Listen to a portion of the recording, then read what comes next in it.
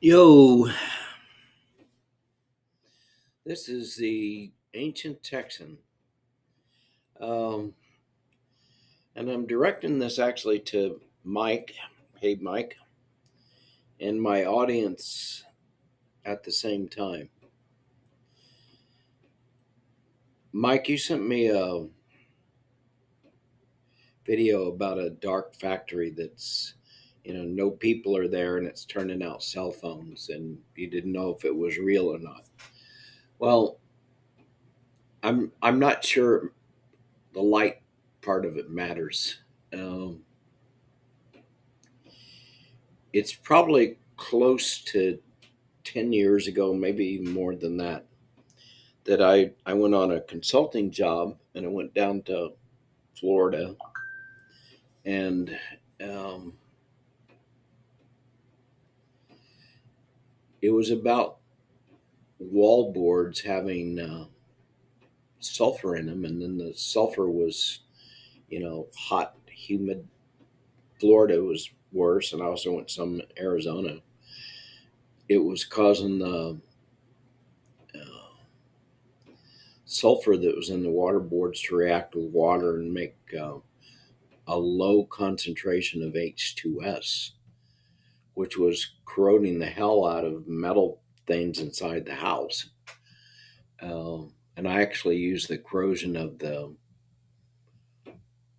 copper wire.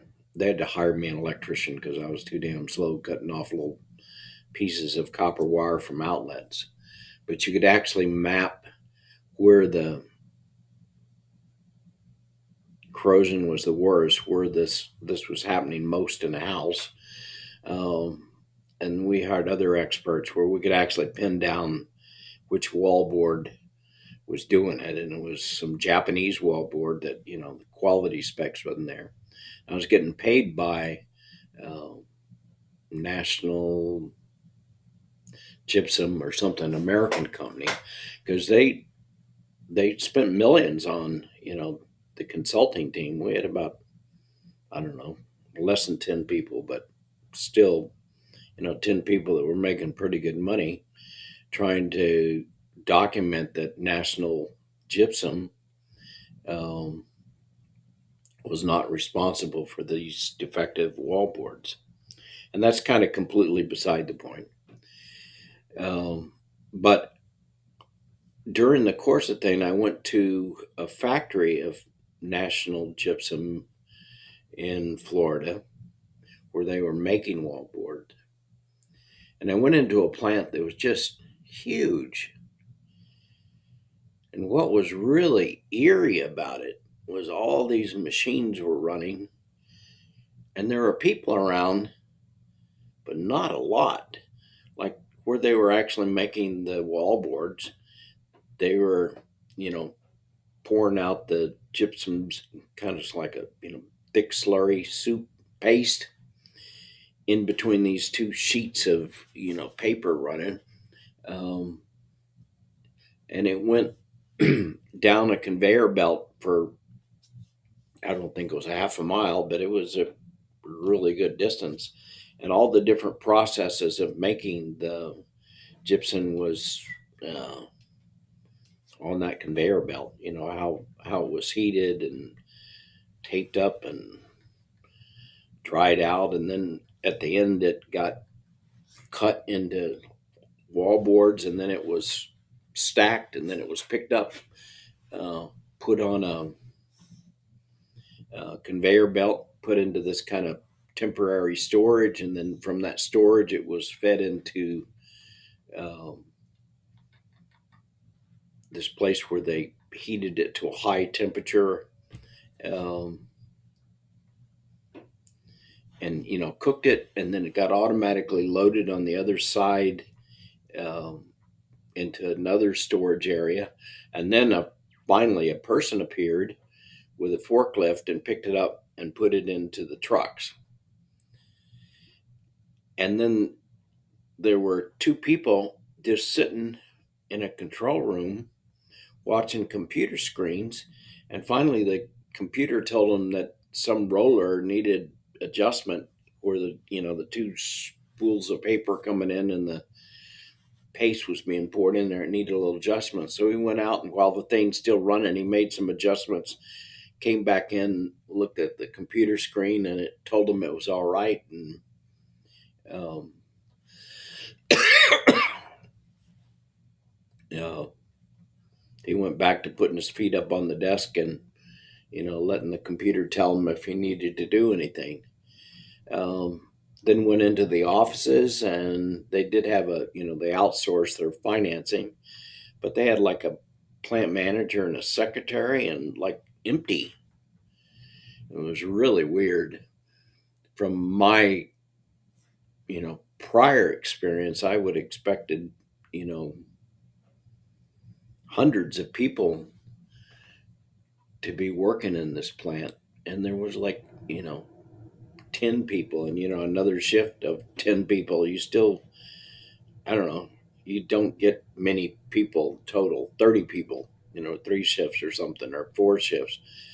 It's still way off the kind of numbers that I expected. And then a lot of it was, contractors would come in, do a specific job, and leave. And um, so I'm not sure if it matters if there's nobody there or there's almost nobody there. It's certainly going in the direction of automation. I'm working right now on that magnesium flow sheet, using AI to critique what I'm writing. And I did it last night. It kind of pissed me off because it was kind of really critical of some of the stuff I wrote. But I got to go back and deal with each sentence because I got to kind of cross examine it and see if its criticism is valid. But it's letting me do the work of at least two of me. It's magnifying my effects, so I don't know if it's two or three of me makes much difference. So we're in the stage of AI where, for the most part, it's not replacing us; it's just enhancing us. But it means you still need less engineers. That the plan I went up Pennsylvania and looked at, they designed and built the plant. It's a very nice plant, um, with three engineers and no outside uh, contractor. Now I don't know how much of that was probably, if it's built now, that was probably work started at least 5 years ago, maybe longer. So they didn't probably have AI helping them, but they managed to do a lot of work with a few people. So I'm not sure if it matters because, if you can do work with much less people, it means other people are not getting hired. So we're in the, enhancing stage, and then we're going to go to the replacing stage. Now here is something that I think is related, but I can't haven't quite put my head around it. I listened to a video this morning by Yannick, a guy that used to be the financial manager or something of Greece, some big high up job. And he's a commenter, a YouTube person now that, gets millions of views. But what I'd already started noticing was that he's being cloned. I started listening to talks of his, and you know, you pointed out that one that I just completely blew and didn't notice it was a clone, a knockoff, and there's a name for it that I'm forgetting at the moment. But this was talk listening to Yannick talk about the knockoffs, and he didn't realize it was happening. And a friend of his sent him a video and said, "I really like this video of yours. Um, it's a really good job." And so he didn't remember which video it was. And he clicked on it and he started listening to it. And he was 2 minutes in before he realized that it wasn't him talking. And then what tipped him off was not what was being said, but it was a blue shirt that he was wearing that apparently has two homes. And that blue shirt stays at, home A. And in the video, he was in home B, or at his office, whatever. It was a shirt that belongs in a different location. And then they were talking to him about, was he concerned about all these clones? And he said, yeah, he had a lot of sleepless nights, and he tried to contact Google about it. And, he ended up talking to an AI system instead of a person. And, you know, he kept complaining, and he said he doesn't know if he moved up and got a better quality AI or he ever got a person. But they did help him take some of them down. But as fast as they took them down, um, new ones appeared. And he's kind of given up now. And he was talking about, well, the incentive system, as long as your eyeball is on the screen and you're watching it, YouTube doesn't care if it's, real Giannis or fake Giannis. Um, they're still getting the eyeballs. They still can run the commercials. They still make money. And then he got to a bigger issue of who's actually in charge of our society. And his opinion is the tech bros, the Techno-Kings are running our society, and their changes our opinions. And he talked about he listened to a lot of these fake videos of him. And he said about 99% of what they say, he would say. And it's very accurate to, what he would be saying in his message, except every once in a while there's a sentence that gets inserted, um, that's something he would never say.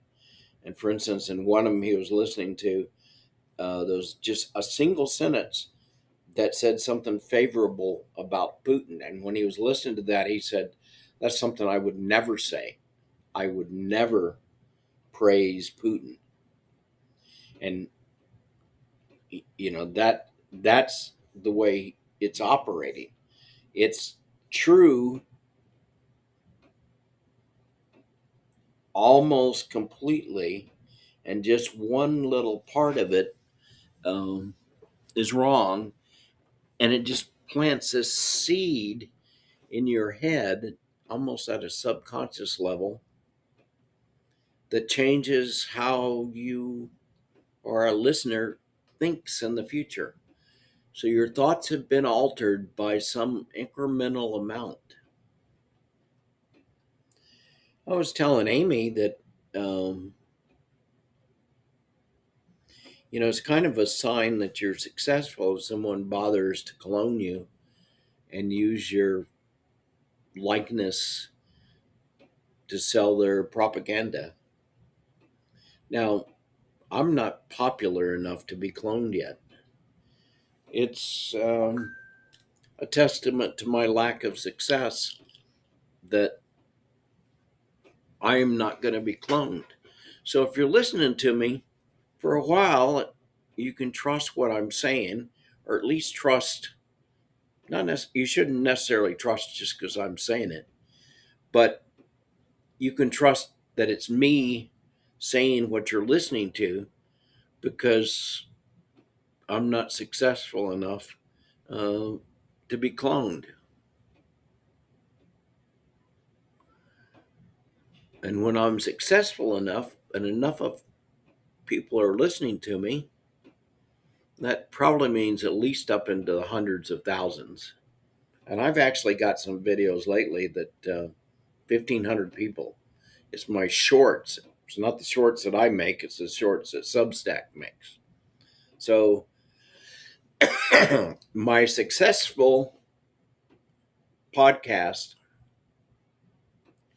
are not even by me. They're somehow Substack takes me and makes a little, mini video that promotes a video that I'm um, saying.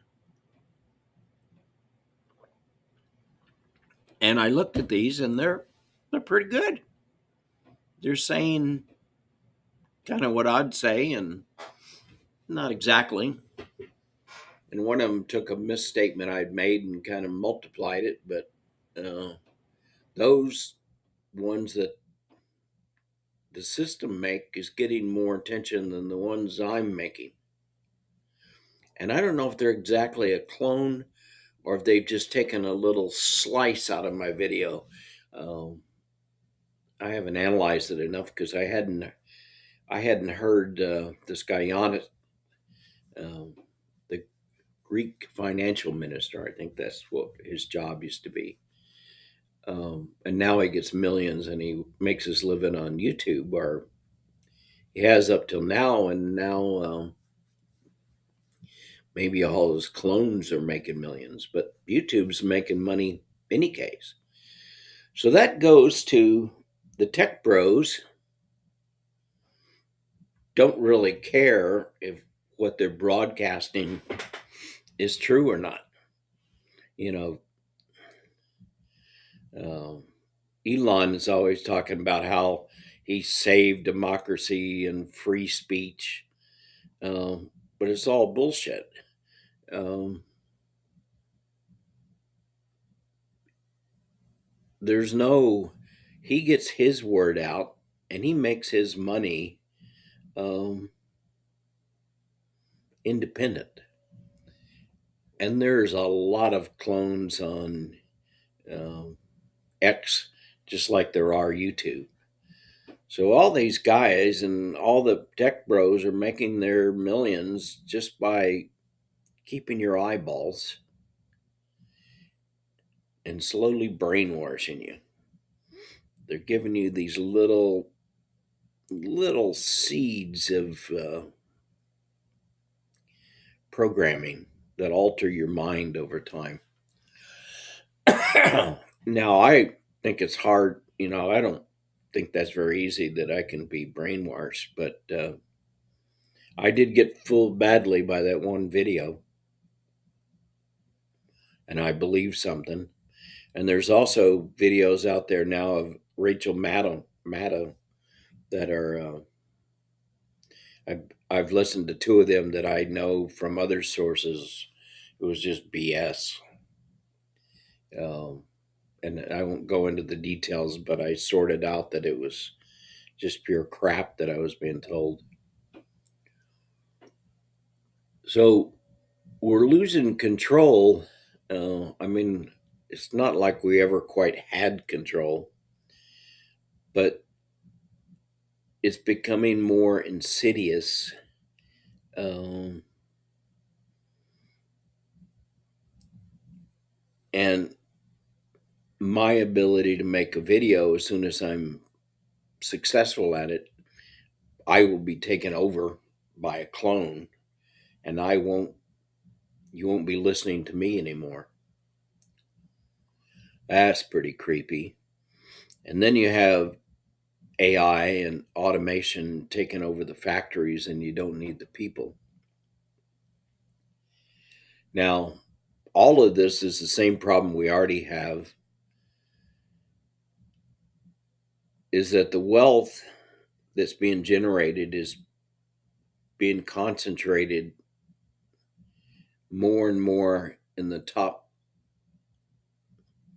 10%, 1%. People that control the computers control the money, control what's happening in our society.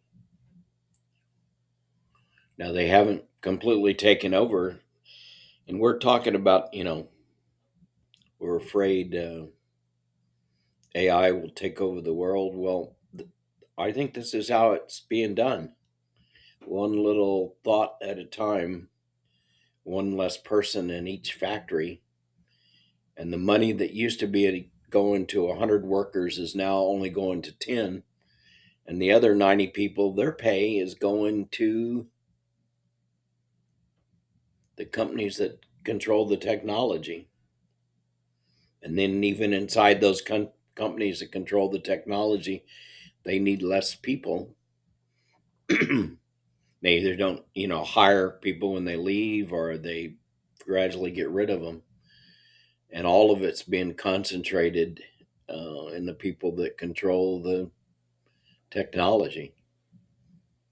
You don't need to control all of it to start moving the world in your direction.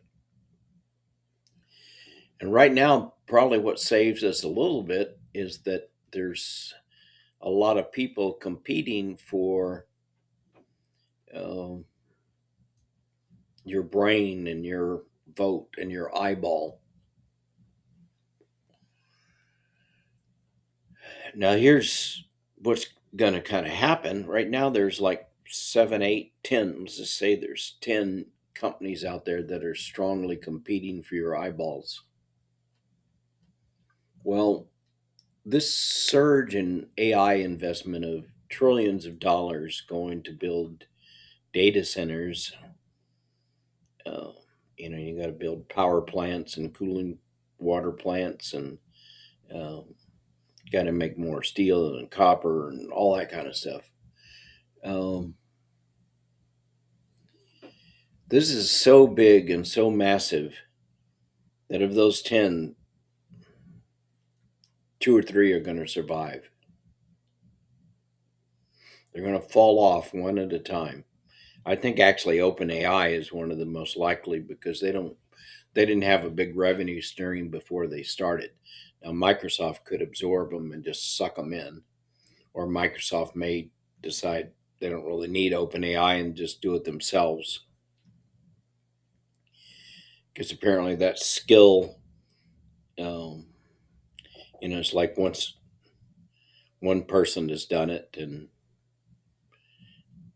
people travel between different jobs and stuff, and even with non-disclosure agreements, their brain still has been, you know, knows how to do it a second time, even if it's not exactly the same as it was done before.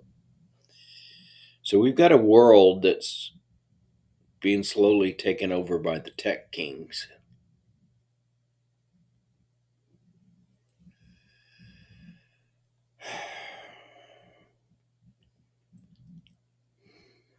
And it's starting being taken over in the factories and stuff isn't to me the big deal. The big deal is it's taken over our minds and our beliefs, and our resistance to that varies, how critical a mind you have. But even let's say I want to say I'm one of the smartest ones, and it didn't really matter if I am or not. For the principle of it, the smarter minds resist it a little longer, but you're still being uh, warped. One little sentence at a time, and your opinions being shifted a small amount in one direction, and all the shifts of all the people, some big shifts, some little shifts, moving in a direction controlled by people, the tech kings.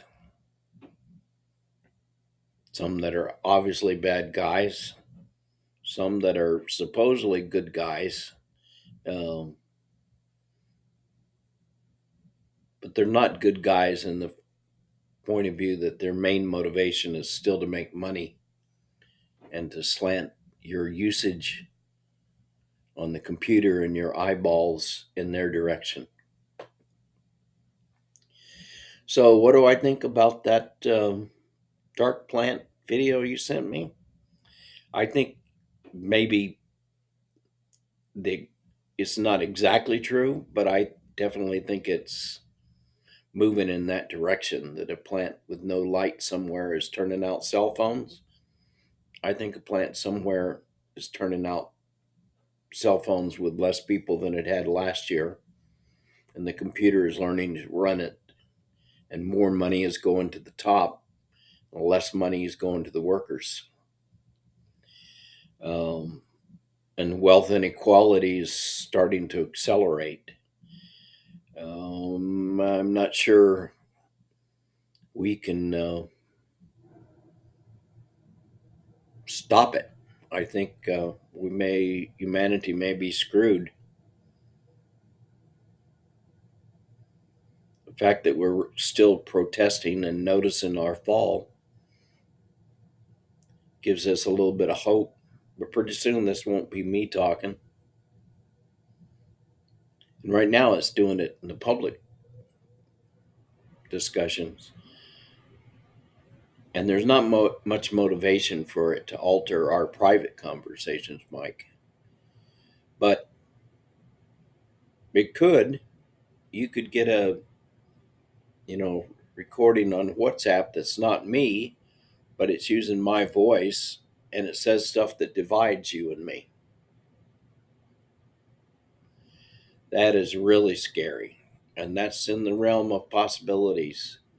It's just right now they don't have a motivation because they're not going to make much money cloning my voice or altering our conversations. But at some point, it might be to their advantage to do that. This is the Ancient Texan. Namaste.